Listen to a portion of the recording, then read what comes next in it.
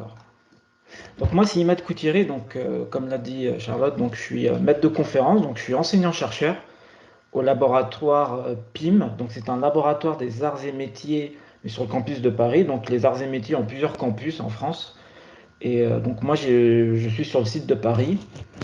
Alors juste pour information, voilà, donc j'ai fait ma thèse sur le site d'Angers, justement, avec Franck Morel et Daniel Belette sur les propriétés en fatigue des matériaux. Donc c'est pas l'objet de la présentation de ce matin. Et donc je suis arrivé sur le site de Paris et c'est là où j'ai commencé à me spécialiser en fabrication additive. Et donc là actuellement, bah, je travaille sur les propriétés en fatigue, mais sur ces aspects de pièces qui sont faites en fabrication additive où il y a aussi bah, quelques petits problèmes qui peuvent générer des soucis en fatigue des matériaux. Voilà, voilà. Et donc, je suis responsable aussi de toutes les activités de formation sur le site de Paris. Et je vous présenterai vers la fin la formation qui existe sur les aspects de fabrication additive. Voilà, donc là, je vais mettre en plein écran. En plein écran, s'il te plaît. On a des petits bouts au niveau de ton clavier. Quand tu bouges les mains sur ton clavier. Ah, d'accord.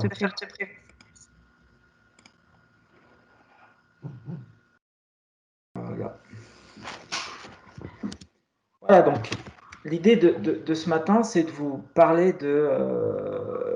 donc de fabrication additive. Alors, on parle souvent dans le grand public d'impression 3D. En fait, c'est à peu près les mêmes termes. Et aujourd'hui, nous, dans le secteur, on va dire plus technique, on parle de fabrication additive. Et donc, il y a eu pas mal de changements. C'est-à-dire qu'avant, on parlait aussi de prototypage rapide. Et l'idée, c'était de changer de nom pour casser un peu cette idée où, avec la fabrication additive, on ne pouvait faire que des maquettes. On ne pouvait pas faire de pièces industrielles. Et l'évolution des technologies ont fait qu'aujourd'hui, on arrive donc à aller vers de la pièce industrielle. Donc, vous verrez la présentation de David juste après qui vous présentera ce qui peut être mis en place dans une entreprise. Donc, quand on parle de fabrication additive, il y a donc plusieurs familles, donc plusieurs technologies qui existent. On utilise souvent des acronymes, donc SLA, fusion laser lit poudre, etc., des pots de fil. Donc là, l'idée, c'est pas de vous faire un catalogue de toutes les technologies qui existent. Alors, pourquoi est-ce qu'on en parle beaucoup, par exemple, et qu'on parle beaucoup moins de fonderie, de fabrication additive? C'est que finalement, la fabrication additive peut toucher tout le monde, c'est-à-dire ça peut aller du grand public jusqu'à l'industriel de pointe comme Safran ou Michelin qui vont faire des choses beaucoup plus techniques. Et finalement, le point commun entre la personne qui va faire des pièces dans son garage et l'industrie de pointe, bah, ce serait qu'ils font tous de la fabrication additive. Alors avec des moyens qui sont différents, hein.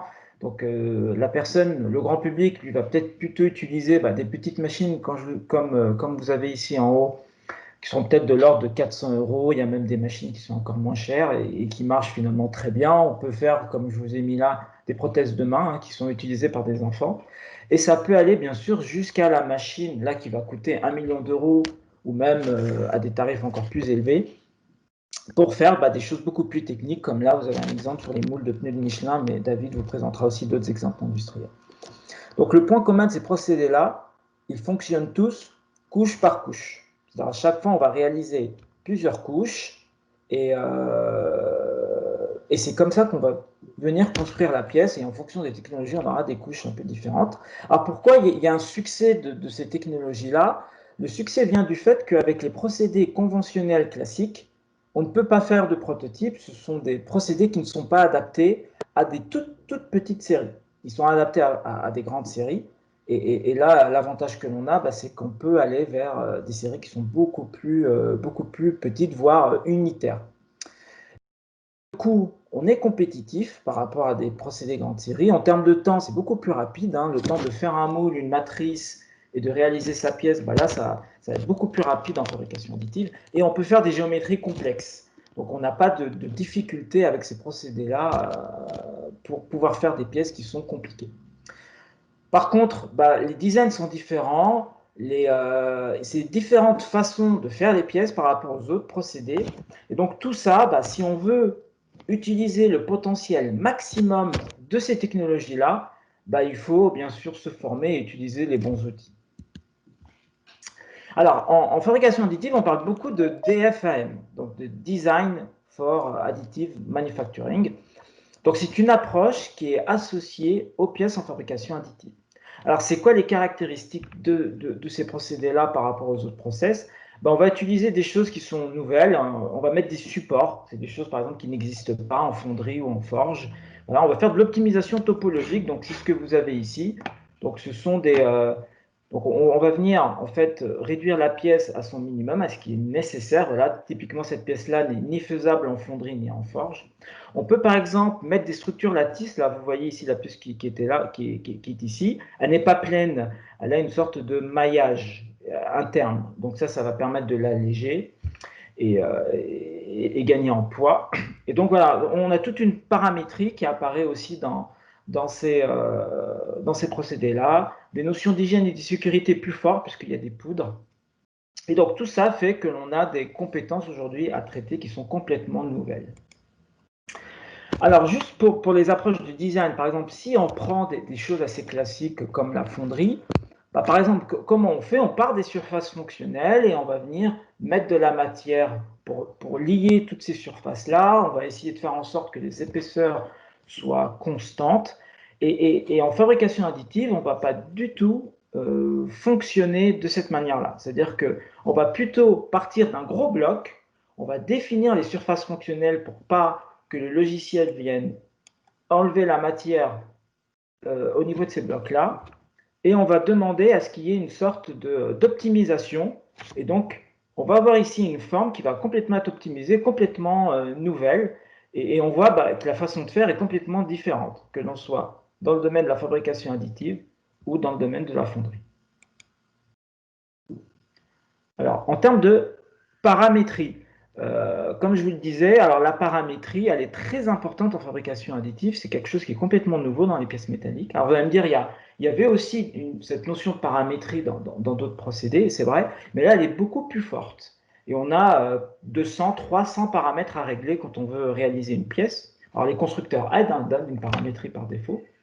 Et là, vous voyez, il y a une paramétrie, par exemple, qui est spécifique. Quand on vient faire une pièce, on va faire un contour, puis on va faire un remplissage. Il y a une paramétrie spécifique pour le contour, une paramétrie spécifique pour le remplissage. Et voilà, et donc on peut donner le nombre de contours que l'on souhaite, on peut donner le décalage entre les différents contours, parce qu'on ne va pas faire une seule couche de contour, et ainsi de suite. Et donc on a une paramétrie qui est très importante, et des fois la paramétrie est secrète chez certains industriels. Donc c'est ce que je vous disais là, d'autant qu'aujourd'hui, il y a un énorme souci en termes de traçabilité, parce que des fois, on va avoir une paramétrie qui va être dédiée à une poudre et à un matériau. Alors que, et dès qu'on va changer de poudre, on peut être amené à retravailler sa paramétrie, et donc tout ça prend du temps. Donc, alors souvent, ce qu'on fait, on peut faire des choses, comme vous voyez ici à droite, on va faire des petits cubes, et on va regarder qu'est-ce que ça donne en termes d'état de surface, en termes de porosité et autres. Voilà, on peut aller jusqu'à faire des essais mécaniques, mais ça prend du temps. Voilà, si on fait des essais de fluage ou des essais de cyclique en fatigue, c'est assez long. Et ça peut aussi poser problème pour des secteurs comme l'aéronautique, parce qu'il faut qu'il y ait une traçabilité, il faut savoir quel type de poudre a été utilisée, dans quelles conditions elle a été stockée. Et donc tout ça crée en fait une complexité qui est un peu nouvelle avec ce type de procédé. Alors les activités de recherche, donc on a souvent tendance à présenter les activités de fabrication additive et ce procédé-là comme un procédé qui marche très bien, sans aucune difficulté. C'est complètement faux, il y a encore des choses à améliorer. Et donc l'objectif aujourd'hui des constructeurs, c'est de rendre ce procédé-là beaucoup plus robuste. Et donc pour le rendre plus robuste, il faut un peu comprendre les phénomènes physiques qu'il y a autour, notamment ce qui concerne les bancs de fusion. On va chercher aussi à améliorer les propriétés mécaniques et avoir une porosité qui est la plus faible possible. On va chercher aussi à améliorer la répétabilité. Voilà, il y a certains industriels qui disent quand on fait un plateau d'une pièce, quand on refait le même plateau sur différentes machines, on a des choses qui peuvent varier. Et on va aussi essayer de rendre les machines beaucoup plus intelligentes. Alors voilà quel type de défaut on peut avoir. Donc ici, par exemple, vous avez différents cordons qui sont faits. Bah, vous voyez bien le cordon qui est au milieu, qui est central ici, est assez stable, donc c'est un très beau cordon. Par contre, vous voyez bien que le cordon du haut et le cordon du bas, bah, si on fait des pièces avec ce type de cordon, ça peut poser un certain nombre de problématiques. Et donc, bah, il y a toute une étude qui va venir essayer de comprendre à quel moment ces cordons ne sont plus stables, et comment faire en sorte pour qu'on soit dans une zone où les cordons donc, ressemblent plutôt à cette partie-là, pour arriver à faire des pièces convenables. Alors, il y a les éjectats donc, qui sont très connus, qui sont très connus en fabrication additive. Donc là, voilà, ça c'est le genre de choses qu'on peut faire dans un laboratoire. Donc, on va utiliser des bancs, en fait, et on va simuler le process. Donc, on va juste faire un cordon, et on va mettre des caméras, on va mettre des caméras thermiques, des caméras rapides, et on va essayer de comprendre qu'est-ce qui se passe dans cette zone de fusion-là, car finalement, c'est là où je vais réaliser ma pièce, et tout ce qui se passe ici va avoir une incidence sur la pièce finale. Et donc là, bah là ce qu'on peut observer, c'est que vous avez vu, il y a pas mal ici de particules qui partent, c'est ce qu'on appelle des éjectats.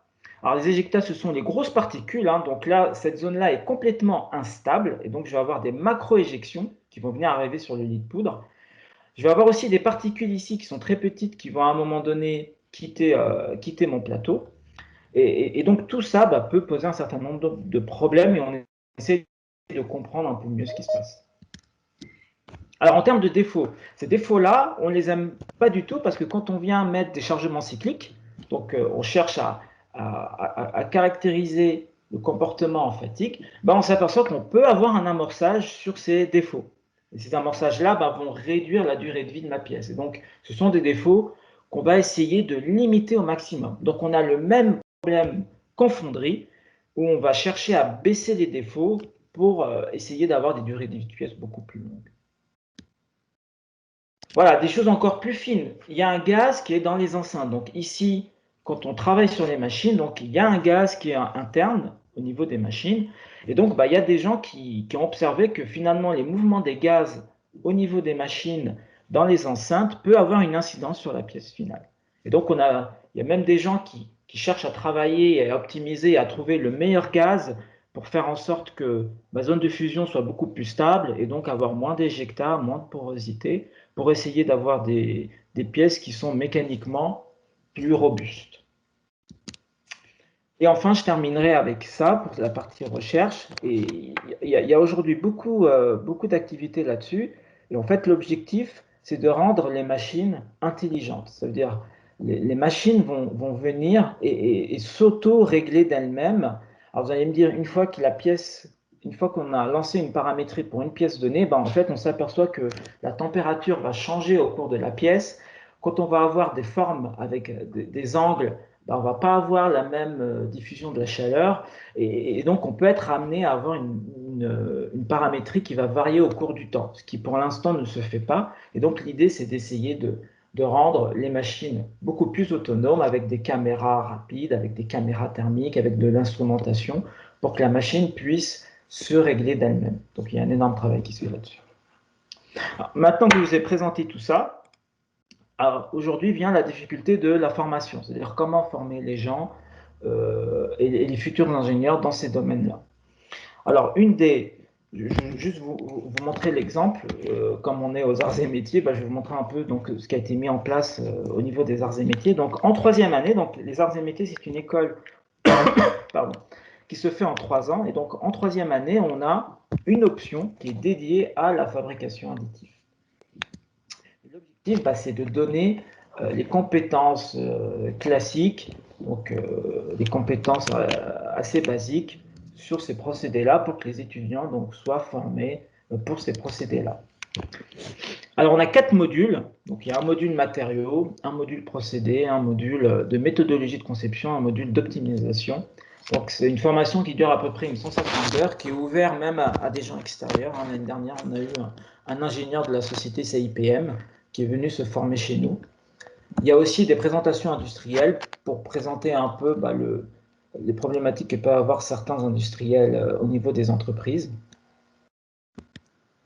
Voilà, donc on a développé des formations qui sont assez spécifiques. Par exemple, sur toute cette paramétrie procédée, il faut expliquer aux étudiants quel type de procédé on a, comment ça fonctionne, quel type de paramètres sont à régler, les nouvelles problématiques que l'on peut avoir sur des problématiques de dimensionnement comme en fatigue, avec des choses nouvelles comme les éjectats. Des applications, par exemple, de rétroconception, ça aussi c'est très classique en fabrication additive. Il faut des outils nouveaux pour que les étudiants puissent, une fois que la pièce a été scannée et qu'on a uniquement un fichier de points, avoir des surfaces pour pouvoir ensuite la fabriquer. Et enfin, tout ce qui est optimisation topologique, donc il y a des logiciels commerciaux qui existent. Là, par exemple, vous avez le challenge de l'année 2017 par KUKA, et il fallait réaliser un pont donc en PLA qui permet de résister à une certaine charge sans se déformer tout en étant le plus léger possible. Et donc, il y a un certain nombre d'outils qui sont complètement nouveaux. Alors, il faut aussi des moyens nouveaux, des moyens qui sont des fois assez onéreux. Donc là, vous avez tous les moyens métal qui sont surtout utilisés, on va dire, dans la formation par la recherche. J'en ai pas parlé, mais c'est un peu, par exemple, ce que fait David en ce moment. Donc, il est ingénieur dans une entreprise, mais il vient se former dans un laboratoire de recherche pour devenir docteur dans ce domaine-là. Et donc là, on va avoir des moyens beaucoup plus lourds. Donc ça, ce sont des moyens qui vont coûter entre 400 et 500 000 euros. Et on a aussi donc acheté des moyens qui sont, on va dire, moins onéreux pour pouvoir former les étudiants et leur donner la main sur les machines sans avoir tous ces problèmes de sécurité qui existent et pouvoir leur apprendre à utiliser ces nouvelles technologies. Alors, on a eu un certain nombre de problématiques à monter cette formation. Ça n'a pas été quelque chose de simple. Déjà, il a fallu former les enseignants, parce que même les enseignants ne savaient pas utiliser ces nouveaux outils, ces nouvelles machines. Il a fallu acheter des choses assez nouvelles. Donc, il y a pas mal d'aspects sécurité qui peuvent un peu poser problème pour l'utilisation de ces nouveaux moyens. Et je finirai juste par dire que finalement, la fabrication additive, c'est un bel exemple de la formation par la recherche, parce que dans les laboratoires, on va essayer de comprendre un peu ces phénomènes nouveaux qui vont être donnés aux étudiants. Donc, on va les former, on va leur expliquer un peu ce qui se passe sur les machines. Et ensuite, on va venir implémenter ça. Donc, les étudiants vont finir par être diplômés, aller en entreprise, et donc, ils vont implémenter ça donc, dans les entreprises. Et du coup, ça fait une boucle qui est assez vertueuse dans ce domaine-là. Voilà, j'ai fini pour ma partie. Donc, je vais laisser la main. Matt, on avait une question. Je ne sais pas si tu as la réponse, mais quelle est la position de la France dans la recherche et la formation au sein de l'écosystème mondial, donc sur justement la fabrication additive métal? Alors, il n'y a pas eu de sondage clair là-dessus, sur la position française. Là, on a des informations, c'est sur, on va dire, plus le côté technologique. Et là, il est assez clair que l'on est très en retard, parce que, on va dire, le marché est très piloté par les Américains, les Allemands, qui sont à la pointe sur ces machines-là. Sur les aspects formation, il n'y a pas de choses qui sont très claires au niveau des sondages. Par contre, je pense qu'en France, on maîtrise assez bien ces technologies-là. On n'est pas du tout en retard parce que on a accès encore à ces moyens. Il y a des industriels de pointe comme Safran qui sont aussi en avance et qui utilisent beaucoup déjà tous ces outils-là. Et là-dessus, moi, je suis plutôt confiant.